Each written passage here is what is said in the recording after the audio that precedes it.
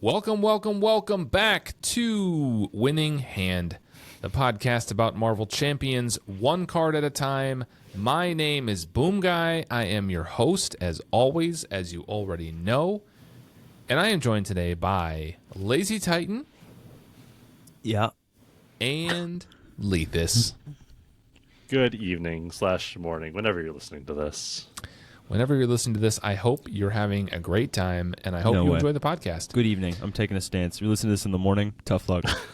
This is episode 58. Let's start with a content creator recommendation. Today's content creator is Stretch22. I don't know if Mr. 22 goes by Mr. 22 or by Stretch or Stretch22. He is a YouTuber who is primarily into gameplay. He does a lot of solo gameplay, and he only plays on Heroic. He has a series of videos of why he plays Heroic mode for Marvel Champions, and he has a series of videos to help you get better if you want to play Heroic mode. So if you don't hate yourself yet, you could and play Heroic mode, just like him.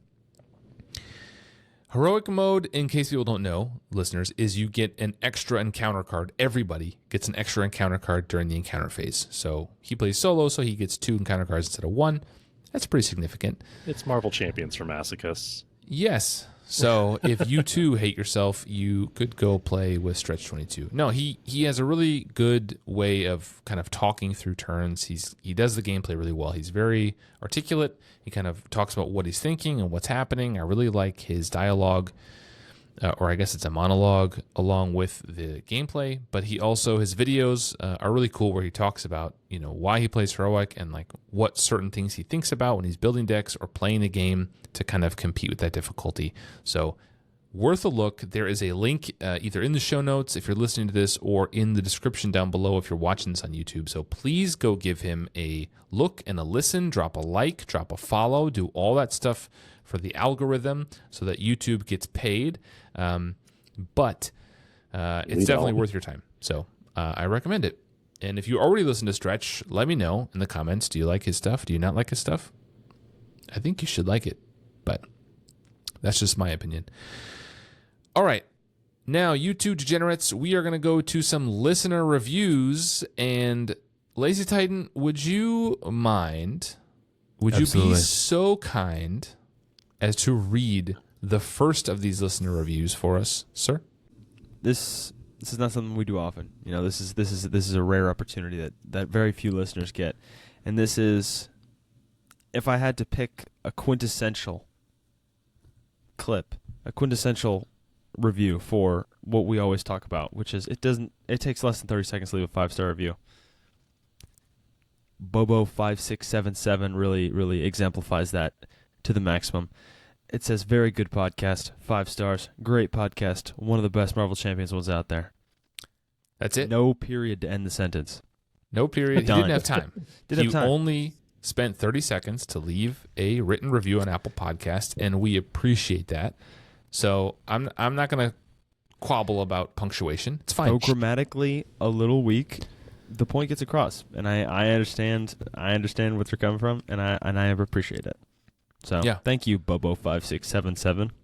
Thank you, Mr. Bobo. I appreciate that review. Mr. And Bobo, Ms. Bobo. Leethus, whatever your thing is. We have another review. Would you mind reading this one for us, please? We do a much longer, lengthy review. It is. From Jerry77ounce. It says, do not pass up this podcast. Also, 5 stars. Thank you. 5 stars. I've been playing Marvel Champions since the very beginning, and even got to demo it the Gen Con it was announced. It took me a while to get into podcasts, but once I did and thought to look for MC content, I stumbled onto the Winning Hand podcast. Initially, I was unsure of the hook of one card at a time, but the crew quickly won me over. While I do enjoy the card review section, my favorite part by far is the discussion of what the teams are playing and how they talk about their decks and games. Might be mine too. The production value, content, and the hosts are all top-notch. Aw, thank you. I think Boomguy does an amazing job of keeping the pace of the show, managing the discussion, keeping everything moving, and always having a good story or viewpoint to share. I also agree. I really enjoy LazyTitan's very opinionated statements on aggression, and I like his analysis on cards and their power level. I agree less there. Long live the King in Red, even though I do prefer blue, he says. Leethus always has good insight, and I feel like I tend to lean toward his viewpoints the most. I'm going to get egotistical about this now. Keep the guys honest, Leethus. I try my damnedest. Keep up the great work, guys. Very well deserved. 5 stars. Thank you very much. That was very kind of you. That was one hell of a review. And thank you, Jerry77ounce or 77 Oz. I don't know. Thank you for leaving that review. That was lengthy, but definitely worth it. You took longer than 30 seconds, and I love that about you. If there's one thing I want to be remembered for, if this podcast gets sent on the next space shuttle to our extraterrestrials to find out, I want them to know that I had opinionated takes on aggression cards. That's all I need. That's all they need from me. I want people to know I was opinionated and I liked aggression. When the aliens come for us, they should know that aggression is the one true aspect. The one true aspect, and they should know that if they need some hot takes on it, your boy's right here. LazyTitan's got it. Okay, so let's, I'm going to throw an audible here. Before we started recording, I told you all we were not going to do the what have we been playing recently section for reasons. But because Jerry left us this review, and he said that was his favorite part of the podcast, I feel like I owe it to him to do that section with gusto. So I'm going to call an audible, and on the fly, we are going to talk about what we've been playing recently, all the same. So I will go first because I'm the one calling an audible, and I'll give you guys a few seconds to catch up. Oh, I got it, but it's catch fine. Your breath. You can go Oh, first. you got it. You want to go? You can go first. No, you should take. You have. We got a big talker over here. We got a guy who wants to look at me, who wants to go first, huh? All right. We got a guy who maybe Okay, talking on a podcast first, huh? All right. I've been playing Star-Lord. So Star-Lord is a hero who's never really clicked for me. Like, I know what he does. I know what his cards do, like, without looking at them. Like, I know his kit. I know what he does. But he's one of the few heroes where, like, if I sit down to deck build for him, I'm just kind of like, I'm not really sure what to do here besides, I guess, just throw some allies in and nowhere. Like, I don't have a good mental map of what makes Star-Lord really work. Like, I've seen a lot of, like, weird jank decks. I get it, but that's not my thing. So I've been playing a lot of him and just trying to really, like, figure out how do I make this character function on, like, a fundamental level? What makes him go? Like, what... Yeah, like, how fast is too fast? Like, where do I crash and burn? What does he really get to pull off without annihilating himself? And I did have one game where I did die on turn 1. That happened. Ooh, it do be like that sometimes. Yeah, Star-Lord is a little crazy. But it's been a fun series of things to do. Like, I've played him in mostly protection and justice. Which, like, I think leadership is probably his best aspect, but just playing other ones and experimenting, and it's been fun having a very different way of playing the game, and just the ridiculous swings you have. Like, I'd have turns where, like, 5 minions pop out, and then I kill, like, half of them, and then 3 more pop out the following turn, and then you somehow fight through all of it. And then I got knocked down to 1 hit point. I flipped Alter Ego, like, this game is over. And then I come up and bring it back. Like, the swings are really ridiculous and fun. Yeah. Or I die on turn 1. That happened. That's Peter Quill for you. It does happen Peter sometimes. Quill. If you get some bad encounter cards, it's kind of rough. Yeah. When you're just pulling everything. I just can't stop myself. So I often go into it and I think, okay, I'm gonna take my time. I'm not gonna take an encounter card to reducing by 3 every turn, and then I inevitably do it. Yep. And I do it, and then I draw into what's the one that readies you and draws a card in exchange for an encounter card. Daring Escape. Yeah. I just play that one. Turn 1. I'm like, I'll play that. Ready myself. Get another one. And play one to reduce them by 3. Let's go. And it usually doesn't end well, but it's fun along the way. Face the past. Kind of cool on him. It is funny, like, in the first turn, like, I'll draw my opening hand, and I'll look at it and be like, can I play this hand without using the I just call it cheating, where he gets to cheat a card out for cheap. Can I do this without cheating? And I'm like, yeah, I think this works. I'll keep the hand. And then I remember he gets to draw an element gun, and I'm like, wait, what do I do with this now? That's what I was gonna say. You And then plan I out cheat your costs. hand. You plan out your hand every time, and you always cheat the element gun. Yeah. It That's costs the 3. thing about Star-Lord is that you shouldn't do it turn 1, but you always have the card to You always do it. every time. So you're like, oh, this is a pretty cool hand. And then I get a free element gun. I love this plan. This is a great plan. I mean, at the end of the And then day, you the ch- real and then you check your Star-Lord stat line, and you're like, is the cool. friends we make along the way. So, Yeah, sure, that works. as long as it works out in the end. I did The a friends bunch who of defend for us when we go too far. yes. I did a bunch of I did a Mutant Mayhem deck when Magneto first came out with Star-Lord. That was pretty fun. I'm gonna be honest with the listeners, and I'm not gonna front because I'm Don't not front. fake and I'm not phony. I am taking a little break from Marvel Champions because sometimes even your boy gets a little tired and needs a break from his favorite game. So I've not been playing a ton, but what I played last before I went on a short hiatus is I played Vision. Shock and awe. I didn't hear enough gasps, so I'll introduce some gasp sound effects later. No, I published a deck Great heavens. on Marvel CDB, and that was the one I was testing, called Do Androids Dream of Electric Sheep?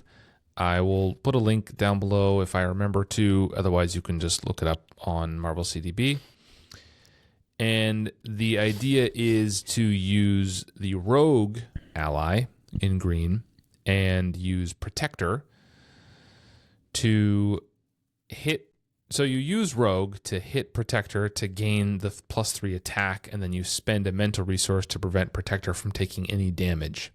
So you've created this combo where then Rogue can hit for 5 pretty consistently, gains the Android trait also, and then you put like protective training on her so you can do it more and more and more. Thusly be rebooted. And then she can be rebooted.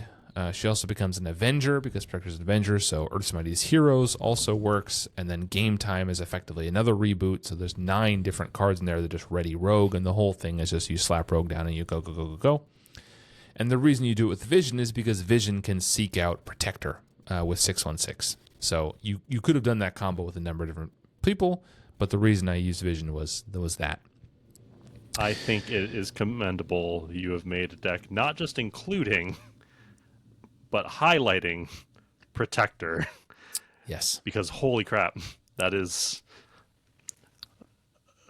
not the worst ally in the game, but it's she's in the running. That's a Surely not the worst, but not the best. far from the best. Yeah.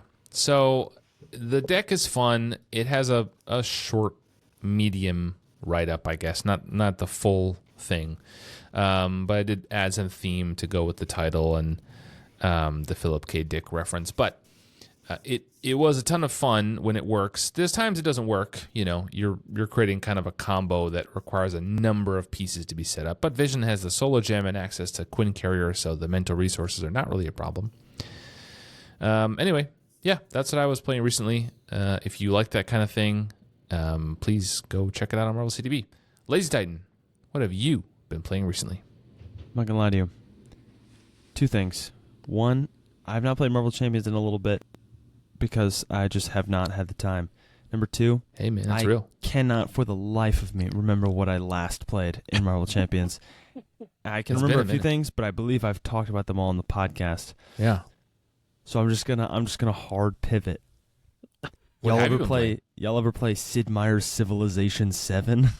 Oh, is that the new hotness everyone's? You've been playing Marvel Rivals, I know, too. I have been playing Marvel Rivals, but as of recording this, Civ came out like 2 days ago, and I made the mistake of buying it, and then I started playing it. You can't stop. It's a horrifying time suck of days. You're like, Hey, oh, man. let me just do a little upgrading, do a little building, and then your day's gone, and you're like, wow. Because Good there's thing no I turns, conquered really, it. right? You can't say, There like, are well, I'll do one more turns. turn. You just kind of There are turns, but they're so fast that just you're kind just of like, goes. and then as soon as you pass the new turn, there's like 8 new things to do, and you click on it, and it brings you the new thing you can do. And Yes. then you're like, oh well, I gotta upgrade my building, so I got to pass the next turn, and then it's gone. We're you on can't Civ stop. 7 now? Civ 7. It's I'll be different. honest. I went hard on Civ 2. Hard. Oh, yeah. I played Civ Civ 6 1 a was lot. before my time. Civ 6 was the first one I played. I Civ didn't 2 play and them. 3 was my jam. I didn't really play them growing up, but I played Civ 6 a lot. I like that one. Civ 7 is different. They're doing a whole new thing this time where your civilization changes as the ages go by. I heard so you that. pick a leader, and you have the same leader the whole time, but you go through different ages. So my first game, I was Persia, or the Persian leader, Xerxes, and I was Persia, and then I was Mongolia, and then I was America. And I conquered the world. Red, white, and blue, baby. I took everybody else out. That's what we've been playing recently. 2 of us played Marvel Champions, and 1 of us played Civ 7. So let's get back to what we really are here to talk about, which is the card of the day. I know there's going to be some debate on this one, because I can think of at least one person, who I will not call out now, who doesn't like this card. But we'll see what happens. Maybe I can convince him or her. I don't know who it is. It could be anybody. It could be anybody. Really, it could be any all right, person. so let me put the card of the day on the screen, and then I will have someone read it. That could be anyone. Maybe Leethus. Maybe I'll have you read it. What about maybe you could read What the a card random for us, pick. and we'll get into it. What a random, randomly. spontaneous pick. There's so many people it could have been. I feel so lucky. 1 in 3. Like, You're welcome. it's a pretty good chance that it's not you. Mathematician over here. Look at this right. guy with the math. Look at this guy with a math. This is Taunt. It is a protection card. It is a 1-cost event with a physical resource. It has the tactic trait. The text says, hero action. The villain attacks you. Other characters cannot defend against this attack. Draw 3 cards. And then the flavor text says, hey, Fido, who let you off your leash? It's Jubilee speaking. The art features Sabretooth taking a swipe at Jubilee and Jubilee narrowly avoiding it while doing some of her firework shenanigans, including right into Sabretooth's face, which is probably why he missed. I'll do that. So, okay, I have a question for you, Leethus. You're the comic reader here. Oh, dear. Does Jubilee actually only have, like, sparkle hands? What is her ability? Is it throwing fireworks? I can't remember. I think the term they use is like, it's the plasmoid energy, like your resource card, right? But basically, yeah, she just has like kind of sparkle firework powers from her hands. And as far as I know, that's it. But it's not like laser blasts, right? Do they It's do just damage? They're Yeah. not laser, but they have, I think they're like kind of explosive, like low level explosive. It's not like Gambit throwing cards, but I believe they are explosive to an extent. Okay. Well, Relatively mild. is that the worst? Is that the worst superpower? Absolutely not. There's like 4 worse X-Men. The X-Men Okay. powers are so terrible. Name them. Glob. He's just a pink, like, goo with a skeleton inside. Rough. Beak. Just got a beak. Brutal. Not great. Okay, you said 4. Let's keep going. Who else? I know Gold there's one called balls. Gold Balls. I don't even know what his power does. You have to announce yourself as Gold Balls to everyone you meet as a Do superhero. you not remember the art on that card? Yeah. I mean, He I shoots know he balls does from gold his chest, balls, right? Yeah. That's And his then whole thing. I know there's one called Forget Me Not, where you just can't remember him if you're not looking at him. That's his power, is you forget him all the time. I can't tell if you're making this up or That's not. that's Leethus, is he real. wrong? That's a real character. His name is Forget Me Not, and if you're not looking at him, you can't remember he exists. And so I also he's like, know he's just like a great spy. they have so many X-Men that at some point the writers got so lazy that they were just like, we'll call this guy Beak. And this guy will be called Forget Me Not. And the big guy with the muscles, wait for it, we'll call him Strong Guy. Strong guy. Strong We're out of guy. ideas here. We're out of ideas. We're out of ideas. Am I wrong, yeah. Leethus? Gold balls. I don't know if that's worse than like Namora. Who? Yeah, Namora? that's the To correct. Namor's sister. Yeah, like Is Namor a they mutant? had Namor, and there's like Namor. It's like Namor and Gamora had a who's baby, like, right? Just like Namor, But but a girl. female. But without the gold balls. Okay. Yeah, Jubilee's pretty. She's pretty lame. But So there are she's so not the many worst. X-Men. Well- No, Yeah. there are so many X-Men that are so bad to have Leethus? powers. Does she have the worst powers? No, she doesn't. Because a lot of Okay. X-Men have like deformities, and they're like, "This is my She- power." There's But also she basically just has like New Year's Eve sparklers as a power. that's But better than Glob. But she just gets to look like a person. Glob is just like a pink plasmoid with a skeleton floating inside. Like That's you just fair. can't ever be This normal. is pretty far afield of Taunt, but there is a point in the comics at which, not joking, Jubilee does become a vampire. That's sick. Okay. We love being vampires.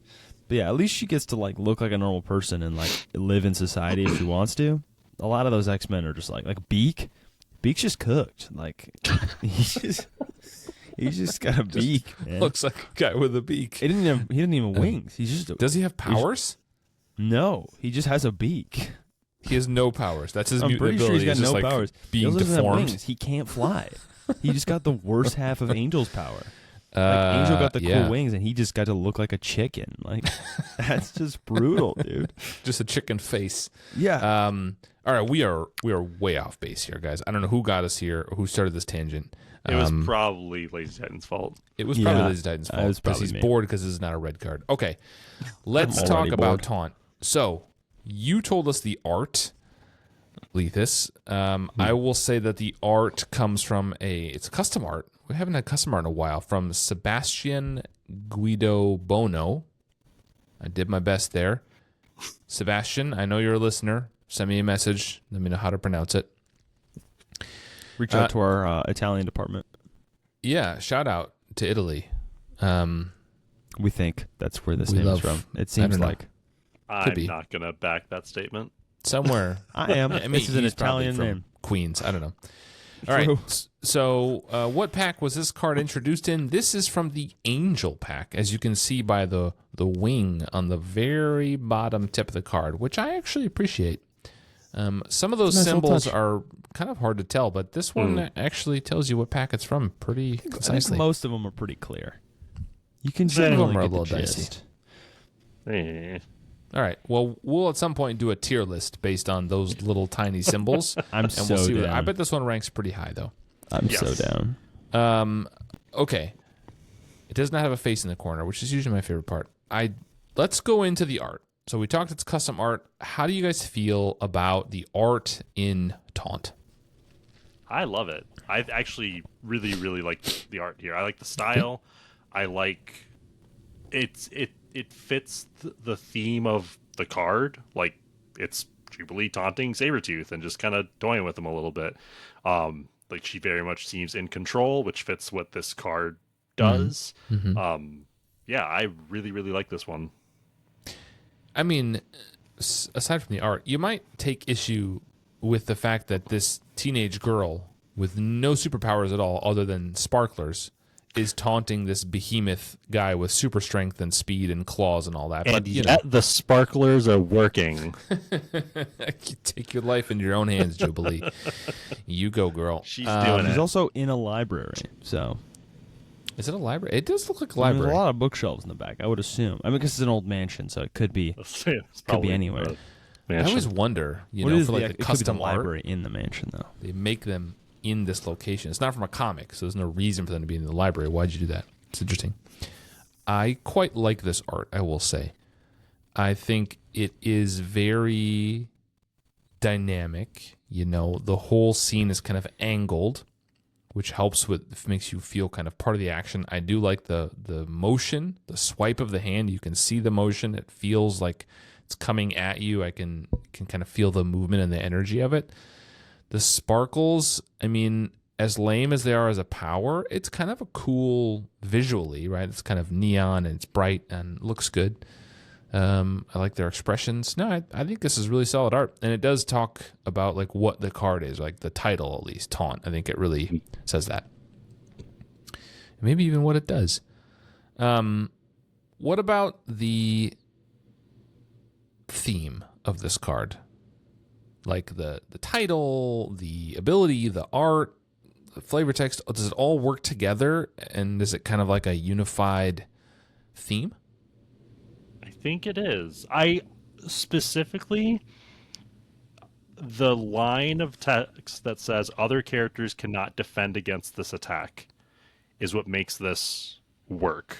Yeah. Because you can't like taunt and then throw your friend in front of the villain. Like Yeah. it doesn't Professor work X. that way. Yeah. It'd be crazy if there was a card that did that, right? You're standing maybe your it costs ground. 0. You're talking crap. Yeah. Caught Yeah. myself. If you're talking your smack, then like you get hit. Yeah. like come get it. And yeah, like I think this is a really good one. And the drawing 3 cards again, like it feeds in like in control. It's a little abstract, but it's a card game, so that's fine. But you know, you having control over the villain and being able to do what you want to do in this scenario, like I really like that aspect of this card. I think it's a really good. Yeah, like you said, I think everything actually works together. This card thematically is very consistent. Yeah. The name, art, and effect, and the flavor text, like all work together. And the It's trait, great. frankly, I think it works too. Like Yeah. tactic works here. I wouldn't have been mad to see Space Knight, but tactic works too. I think, Thank you. you're welcome. I'm just throwing some love to my Space Knight gang out there. All my Space Knights out there. I think this does really work. I think the art and the title of the card and what it does and the flavor text, all of that really works together. I like that it's a tactic. That's fun. I like that it's a fist resource, it's kind of an attack. That works too. I think all of this works together to tell a story, which is really great. So the theme is A+ on this, I think. Mm-hmm. Agreed. LazyTitan, thoughts on the theme? I agree. I think it's good. It feels like what you wanted to do. It's powerful. It's great. Well, that's a great segue, LazyTitan. You have done this before because we're going to go into power next. So why don't you lead off and tell us how strong is this card? I'm glad you let me talk first, so now Leethus has to be on the back foot. This card's great. Make him defend it. Gonna This card quit. is... I like this card. It's very good. It's exactly what Protection was missing when this came out, which was something else to do. Because Protection for a long time, and this may surprise many of the long-term, the real fans of the podcast, but one of my favorite decks I'm playing when it's not aggression is just lots of defense cards and some payoffs. That's it. I do it with all kinds of characters. You can play it with Ghost Spider, you can play it with Nightcrawler, you can play it with whoever you want to. Anybody with a decent defense stat. It's a fun deck to just like you just play defense cards, and then you flow like water, and you just hit the villain on their turn. And this just means that you have something to do on your turn. Because sometimes sometimes the villain gets stunned through something else, or you stun the villain, and then you go to the villain phase and nothing happens. Or you both flip down, and then you just have a handful of cards that you can't do anything with because you're already set up, and all your stuff's out. This means you can play your cards. Yeah. So you can draw, you can have them attack you. No one else can defend for you. Perfect. That's all I'm doing. Lets you do some of your damage on your turn. Have them attack you, and you can do a Desperate Defense and what's the one that does 3 damage back? Not today. Riposte. All right, Leethus, I have a feeling I know what you're going to say, but why don't you respond? What say you? How powerful is this card, Leethus? No. This card's bad. This card is so bad. Go. It's Let's so go. bad. Let's hear it. So it costs 1, Yes. and you're obviously using the card itself. So you're Yes. spending 2 cards to draw 3. So you're getting attacked for a net 1 card? Net 1 card. That's and terrible. all the things you can pay off from that. That's still If I'm terrible. playing Drax, Like, that's another card, and it's an aura +1 attack. If I'm playing Nightcrawler and I have all my things set up, that's if that's retaliate plus maybe another one plus I think flow the like water. biggest You can thing get is 4 or 5 damage. You all just those throw it in your deck. protection things that you're going to All trigger, those right? You're going to protection trigger yeah, but they unflappable generally and blah, blah, all blah. those cards only want to work once around anyway. So like, yeah, I guess it could be useful if you're like flipping up and all your stuff is ready because you didn't have to defend the prior turn, but like that's not really what you build for most of the time. I mean, maybe there's a deck that does do it.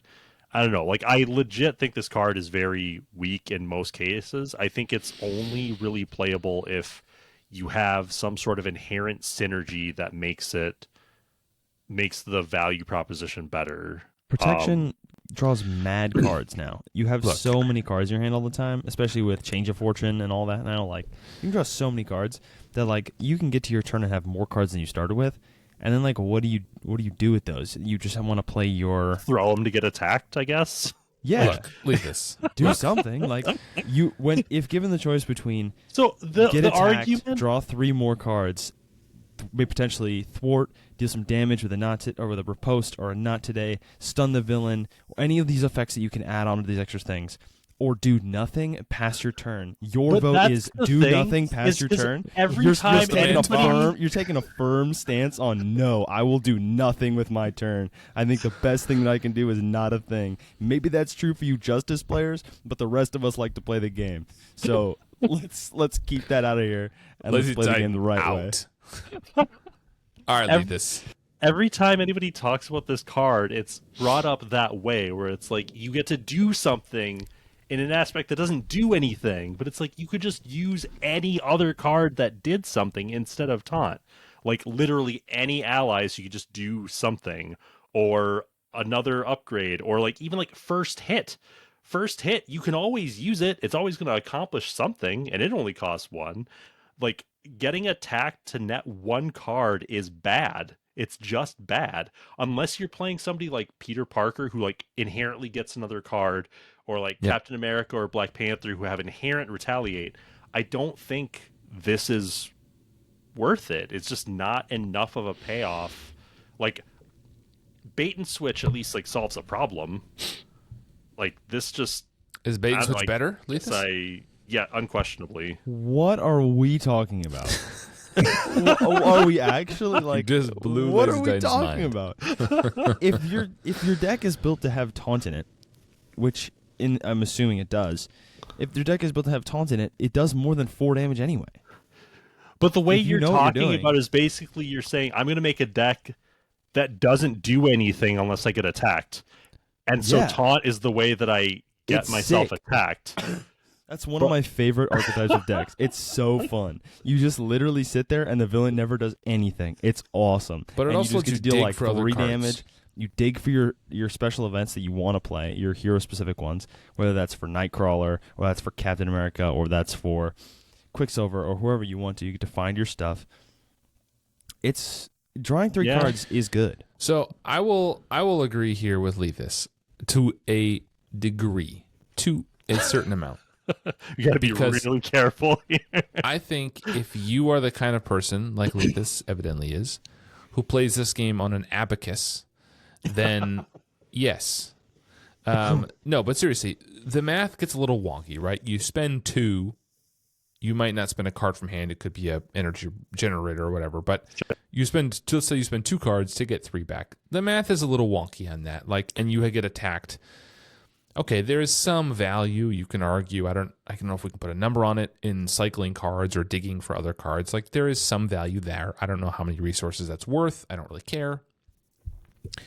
But math-wise, it's not ideal. There are a number of heroes, and the list is longer than I thought when I started making the list, that really enjoy this card. So I'm going to go through a couple. You guys have mentioned some of them.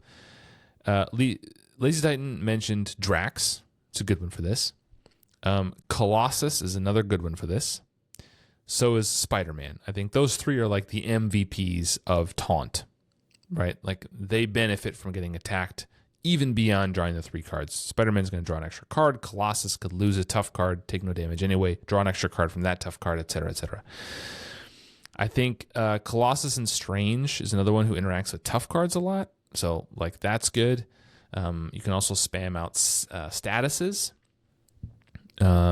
Strange is great with statuses. So is Miles. Is another good one. So you can drop a stun and then whatever. This is just draw 3 cards. It's nothing. You lose a stun. Spider-Man puts webbed up on this. This is great. It just doesn't do anything. Venom has card draw built in too. I think there's some psionic characters that can play with psionic misdirection, right? That enter that card. So there's different stuff you can do, and there's some heroes I think that have more than just what the card says. But if you're evaluating the card in 55 heroes, and I just mentioned like 8 of them, a lot of them are going to get like a special benefit here. Retaliate is good, like you mentioned, Nightcrawler, Black Panther, Captain America, all that stuff. For everybody else, the math is what it is, and I don't think the math works in your favor here. Nah, you guys you haven't reached enlightenment like I have. You guys are still on the mortal coil. You guys are still on the plane of existence. Because what you fail to realize, what you fail to see, is that the villain attacks you. That's the upside. Drawing 3 cards is just for fun. The villain attacks you is the benefit. All you have to do is find a way to get value out of getting attacked. Not that hard.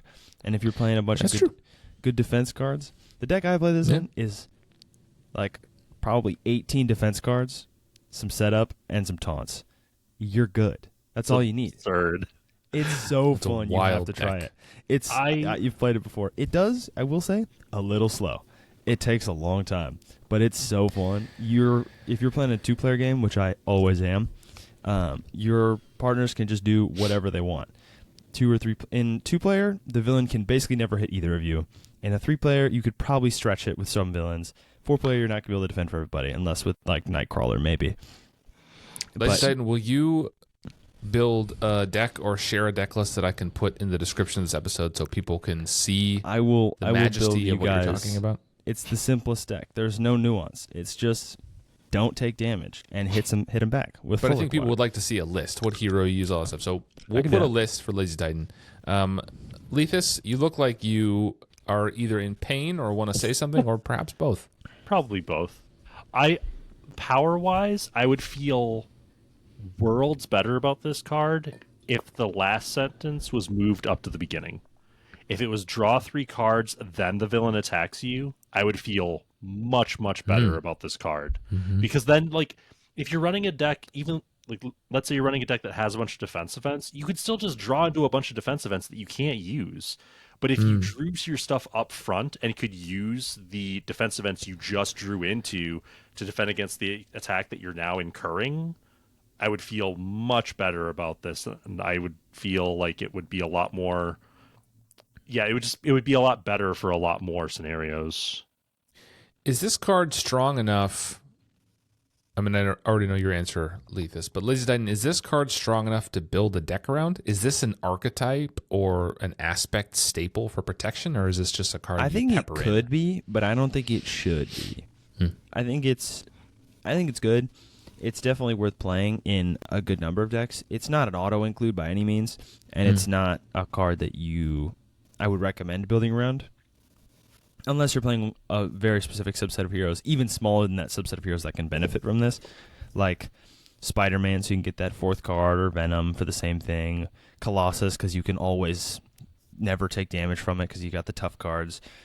There's all those extra small subset of heroes that really want this. Other than that, it's just like a boost card for all the stuff you already want to do. It's all the extra. If you're playing Spider-Ham, he has this card in his kit. It's better, but you can maybe run an extra copies if you're playing protection. It's just a way to boost. It's a way to let you do protection when protection famously and often has that small misstep of being hard to do on your own phase in certain turns, and this kind of fills in that gap, which means you can play the game more. So then let's transition into the last category, which is fun. So we talked about power, and there was some disagreement here. I predict now there will be no disagreement in the fun category. This card is fun. Period. I actually agree. Okay. It is a fun card. It's a fun card. This card is fun. It makes things happen. Drawing cards is fun. We talk about Nick Fury, the core set ally, right, who costs 4 and draws you 3 cards.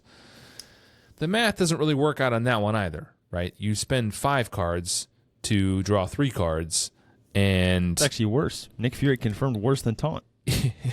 Oh my god. he also can block and thwart and all that kind of stuff. So like he can do other stuff too. But if you're talking about the math, it doesn't. It's also you're coming up negative on that one. But he's still fun, and that's like drawing cards is the most fun thing you can do in this game. Drawing cards is always fun because drawing more cards means you have more possibilities and more decisions and more things you can do. It gives you more agency as a player, and that is fun. So that is across the board, in Boomguy's opinion, always the most fun thing to do. And that's why the least fun thing to do is anytime you have to discard cards. That is the worst. I would rather get attacked. I'd rather be stunned. I'd rather get anything else. Discarding cards sucks because it doesn't let you play the game. So, when I see this card enter my hand, I'm hyped. I'm so excited. Leethus, I want to hear what you have to say. I will say that I think the list of heroes that like this card is way shorter than yours. Like my list is like maybe 4. It's very, very short. And it's mostly spiders, web warriors, plus Peter Parker, whatever. We're not talking about that. Mm-hmm. And there's very specific reasons for them to run it. Particularly like Ghost Spider. It's like kind of a weird tech card for her. But playing in like Peter Parker, like it is really fun. You get that extra card. You also get to draw the first card right away, which sort of shores up the problem that I have with it. So like I have played this on Peter Parker and like off of the Spider Sense drawn backflip, negated the villain's attack, and then drawn a bunch more cards. And like that does feel really cool, especially if you have any sort of thing that combos with the defense, like you said, unflappable or like, electrostatic armor. Anything that's going to get you some sort of an impact off of it. So like I still think this is a way more niche card than I think y'all do, but I actually do agree it's a really fun card. It's a little silly, but it does feel good to be able to just sort of like, it feels like what the card is named. You're just like sort of taunting the villain, like, come at me, what are you going to do about it? And then like negating what they do and carrying on with your shtick anyway. Like it is really fun. Undoubtedly. I think I'm going to throw a wrench in this and ask you both, is this card costed appropriately? Yes. No. Okay. LazyTitan, you said yes. It has to cost 1 or else it's bad. Or too good. If it costs 2 or 3, obviously this card's awful. If this card was exactly the same text and it costs 3, I would fight you if you wanted to put it in a deck. But it can't cost 0 because then it's Petulant Pig. And that card is stupid good. Except it's better because anyone can defend it. You can also throw an ally in front of it. Yes. Yep. Spider-Ham is good. We understand this. But if this card is free, it's ridiculous. Like, it's just so have to play it. It's absolutely wild. And then it perhaps loses some of its fun. 1 is a perfect cost for this. You go up a card, good. Going up a card, very solid. You get to draw, you get to see more of your deck. It does a fun thing. It lets you cosplay as one of the best cards in the game, Fight Me Coward, which is the even more Drax version of this card. It doesn't ready you. It doesn't ready you, but it draws you more cards. In fact, and it may that's an exhaust acceptable trade. But the villain attacking you for bonus, always fun. Fight Me Coward is never not worth it. You're like, oh, let me ready myself. I only took 4 damage. Word. I'm going to hit you back for 7. It's like Daring Escape. It's always worth ready. It's always worth it. It's never not worth it. Even when it isn't, it's never not worth it. You said this card was not costed appropriately. So what would you make this card cost? It's a little complicated because like the fact that it's written is in that weird in-between space where like, I think 0 is a little too low, but 1 is too high. Again, if I feel like if you just put the draw 3 up front, it'd be fine. But I think this card at 1 cost is one of the cards that I think that I wish was different the least. It's like it feels so perfect. Like you just pay 1, you get an effect, you get a pretty good thing.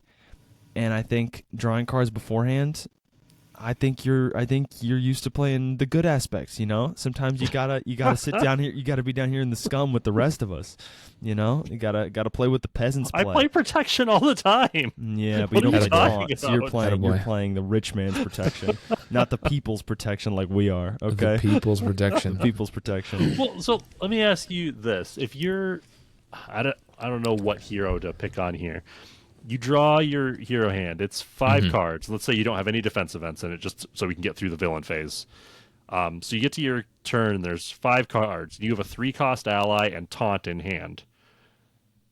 Do you usually play taunt, Well, or do you just play the 3-cost ally? I know LazyTitan doesn't play allies, so it's a moot catch you on question. technicality there. I will absolutely play anything over a 3-cost ally, but say it's a 3-cost upgrade. No, you just don't play it. And that's the beauty of taunt is if you actually have a better turn, you're actually going to play your flow like water and your unflappable. Just do that, and then you don't play taunt. And then next turn, when you draw 4 defense cards and a taunt, you just play that, defend, hit the villain back for 3 to 5, depending on what cards you play. Ready yourself, take no damage, and then head him for your basic attack, and then draw a new hand. Then you got that. It's I'm not going a to catch you out time. on your math here, Leethus, and say that if I have a 3-cost ally and taunt, I will play taunt and then play the 3-cost ally off of the 3 cards I just drew. That's legit. Like that's why I'm asking it in that way, because it's like you could just play the ally and carry on with your turn. Like, yeah, you're down a card. There's a card you're not going to use somewhere in there likely. But that's why I asked it that way. Like, you could do both. Yeah, I'm generally just not inclined to play it. Like, I think you only do both if you have defense cards in your hand. If you don't have a way to not take damage in your hand, it's not usually worth playing. Because paying 1 to take, like, say, average 5 damage and draw 3 cards is not good. That's very bad, actually. But paying 1 to do some stuff, deal some damage back, 1 for, if you round up the cost of those extra events, say it costs 3 to draw 3 cards, deal 3 damage to the villain, ready yourself, and remove 3 threat from the main scheme. It's a pretty solid card. Where are you readying yourself from? The card doesn't do that. You have Desperate Defense. You have characters that can ready themselves off that. You have all kinds of protection events. It's all these, like, it's on its own. Yes, if you're just playing, like, a character who doesn't have any defense things and you don't have any defense cards in your protection deck, yeah, it's, like, fine. But it's all about synergy. It's all about what you can get off it. And when the villain attacks you is the upside, then this card really starts to cook. I think there's a couple characters that if I'm playing protection, I will probably just include this, right? I think Colossus and Spider-Man and Drax, like I mentioned. Venom is another good one. I think it's not an auto include, but I think if I'm playing those 4 characters in protection, I'm probably including this because they get a benefit even beyond the drawing 3 cards. In terms of the cost, I think I like to make it more fun. I think I would either make it draw 1 more card or make it cost 0. And maybe 0 sounds crazy, but you're still down 1 card, and then you have to deal with an attack somehow. And then you draw the 3 cards. Or maybe it's 1 and you draw 4. Is that crazy? It's effectively the same thing. I think that is crazy, though. I think this card is perfectly balanced. I think it does not need to be any better, and I don't think it needs to be any worse. I think it's just pretty good. It fits a niche that you needed. It's just a good card. Is it like the best protection card of the last ever? Probably not. No. But it's cool. When this card got spoiled, we were like, oh, that seems cool. That's fun. Yeah. Oh, you were like that. Yeah, I remember when this came out. The community collectively, everyone with a sane mind in the community came together and said, wow, Taunt, that seems like a fun card that everyone will love. Leethus is out there on an island. And then there were some haters. All those people who like one way or another. All right, so then let's move into final thought territory here, because I think we've kind of reached the conclusion of what we all had to say. Leethus, I'm going to let you go first. I'm going to let you have the first word because you were kind of on the back foot earlier because LazyTitan went first and put you on the defensive. So I'm going to let you make your case here. Give us a final score. Remember, 5 is true neutral, right in the middle. 5 is not a failing score. Where would you score this and kind of final thoughts on it? This is probably going to surprise you slightly. Scoring, I would give this an 8 out of 10. Like I don't really like this. I don't generally like playing this card much. I play it in very, very, very few heroes for very specific reasons. But I think thematically, it's a really sweet card. Like the whole card tells a little story all on its own, and you know exactly what it's going to do, and it fits with like a really fun theme. It's just great that way. I feel like, and I agree with the statement basically, like you need some kind of synergies to make this work or make this worthwhile. I feel like it's still not worth really playing unless there's an inherent synergy, so something I don't need my deck to provide me, something I'm going to start the game with. So I think, in my opinion, it's a very niche card that I play in very few decks, but it's a really fun card to play with and use in those heroes decks. If it were, yeah, like if you like drew up front, I'd probably move it up to like a 9, and I would use it a lot more widely than I do. But I love the perfect little story this card tells, and it's really fun. So yeah, 8 out of 10 for me. LazyTitan, I anticipate a bit of a rant, so I'm going to let you go last. Respect that. I respect that. I'm going to give you a long runway. I'm going to go next, and as crazy as it sounds, I'm going to agree with basically everything you just said, Leethus. I think we think of this card very similarly. I'm going to give it a 9 out of 10. I think if it costs 0, this would be a 10 out of 10 insane card. So it's probably right where it should be. Mm-hmm. I agree that the math can get a little weird, right? Spending 2 cards to gain 3 cards with an attack.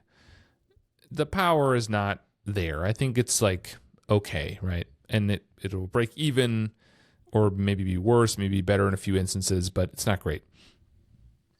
I think the fun factor is great. Like this is a super fun card. It makes things happen, right? Mm-hmm. It makes an attack happen. You're drawing cards. That's always fun. So like it's even if it's not progressing the game, it's making things happen at a tactical level, and that's really fun.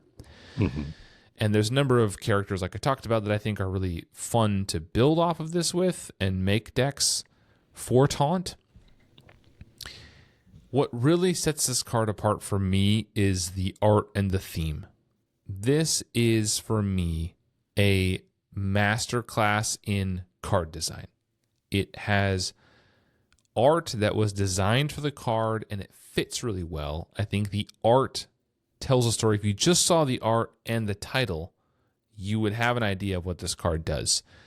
I think when you add in the trait, which is a subtle thing, but I think it matters here, when you add in the text and then the flavor text on top of that, I think the whole card works together from top to bottom. It does tell a story, like you said. I think it's really, really great, and I think it leads to interesting decisions, right? Like you have more cards in your hand to decide things, but also when is it appropriate to use it? When is it appropriate to not use it? What heroes is it appropriate to use it with? Cards that are auto includes make deck building less interesting, not more interesting. So having a card that is situational is an improvement on the card pool. So I think this card is great. What's holding it back for me is like the power of it, right? It's just not that strong most of the time, even if I'm having a great time. So 9 out of 10, love Taunt. It's one of the better cards that was released in 2023, in my opinion. LazyTitan, you get the final word, so I'm going to take the leash off and let you go. All right. Let's get to kicking then. No, I'm going to give this card also 9 out of 10. I think it's great. It's fun. The art is very good. It's one of those things where you don't notice it when it's on the card, but you do notice it on the art taken from comics of how much better it fits when it's drawn for the card. Obviously, the art taken from the comics is cool, but sometimes it's cropped weird and just doesn't feel right with what you're looking for.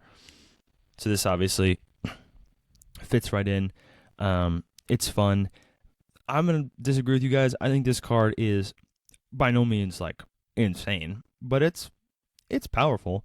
It lets you draw 1 card total. You go up 1 card, which is still quite good. I think if people had the villain attacks you an extra time plus 1 hand size, I think plenty of people would play that.